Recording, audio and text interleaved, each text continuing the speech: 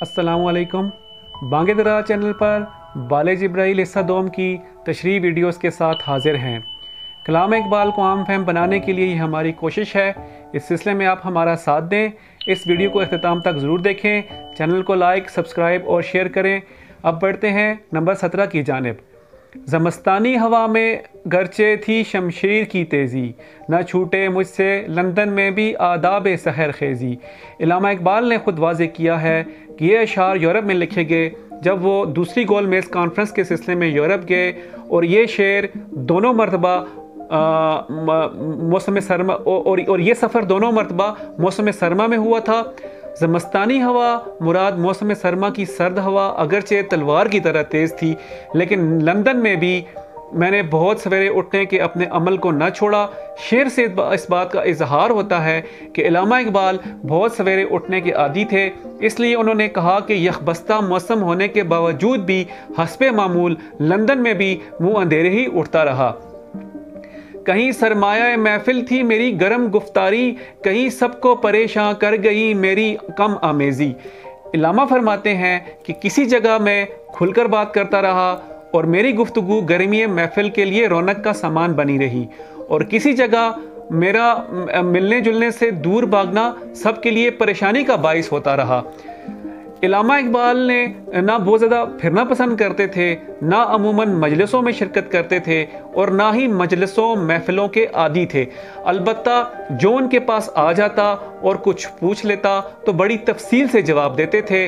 लाहौर में उनके घर पर लोग तवातर से आते जाते थे, और ये कभी नहीं देखा गया कि उन्हें किसी से मिलना नाखुशगवार महसूस हुआ हो। जो भी आता उससे बेतकल्लफ मिलाते, और जब तक वो खुद ना उठता बातों का सिलसिला ना तोड़ते थे।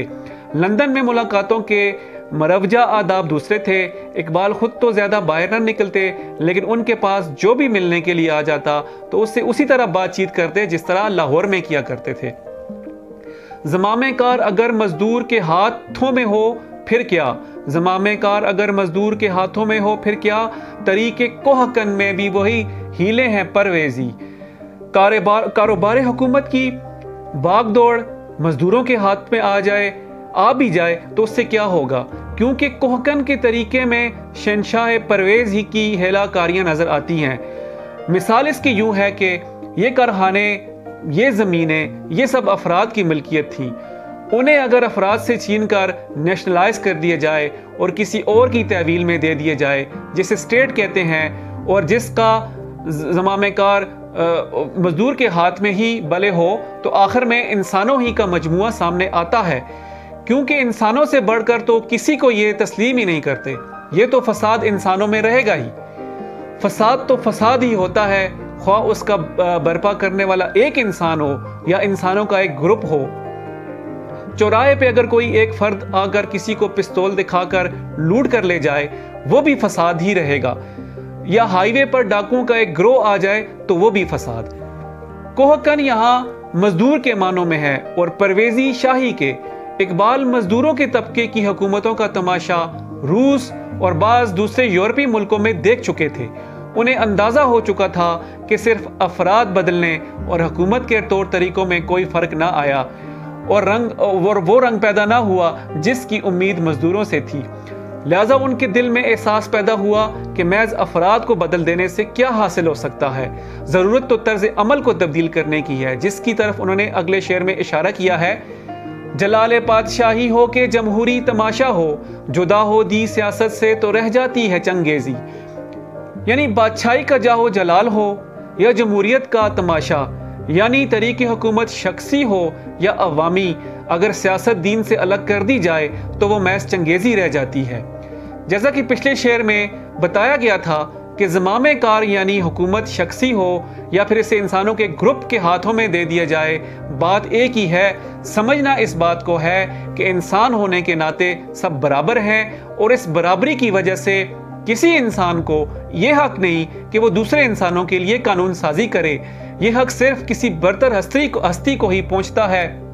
लिहाजा इंसानों पर भी हुकूमत का हक सिर्फ और सिर्फ उनके खालिक और अल्लाह रब्बुल इज़्ज़त को है, और ये हुकूमत आईनी हुकूमत होती है, यानी कॉन्स्टिट्यूशनल गवर्नमेंट, यानी अल्लाह के कवानीन की हुकूमत सिर्फ यही एक तरीका है। دنیا سے ظلم و جور کو ختم کرنے کا۔ موجودہ دنیا میں جتنا بھی فساد نظر آ رہا ہے اس کا سبب بھی یہ ہے کہ پہلے کوئی فرد واحد ہی قانون سازی کرتا تھا اور اس میں لازماً اس کا مفاد پوشیدہ ہوتا تھا، جس کی بنیاد پر وہ سالوں لوگوں پر حکومت کرتے تھے۔ اب یہی چیز 500 یا 600 افراد مل کر کرتے ہیں، جس کو جمہوریت کہتے ہیں، اور اس میں بھی یہ افراد کا گروہ اپنے مفادات کو ترجیح دیتا ہے، جبکہ قانون الہی جو آخری وحی کی شکل میں موجود ہے، اس کا قانون سب انسانوں پہ یکساں لاگو ہوتا ہے، چاہے وہ کوئی مزدور ہو یا سربراہ حکومت ہو۔ یہی وجہ ہے کہ سیاست دین سے الگ نہیں رہ سکتی، اگر ہو جائے تو محض چنگیزی بن جاتی ہے، جس میں ظلم و ستم، جور و جفا اور جبر و تشدد کے سوا کچھ نہیں ہوتا۔ سیاست اسی صورت میں خلق خدا کے لیے راحت اور آسائش کا سامان بن سکتی ہے جب دین اس کی بنیاد اور اساس اور روح رواں ہو، اس لیے کہ دین انسانوں کے اعمال کو ایک خاص دائرے میں رکھتا ہے اور ظلم کا کوئی امکان باقی نہیں چھوڑتا۔ سواد رومت الکبریٰ میں دلی یاد آتی ہے، وہی عبرت، وہی عظمت، وہی شان دل آویزی۔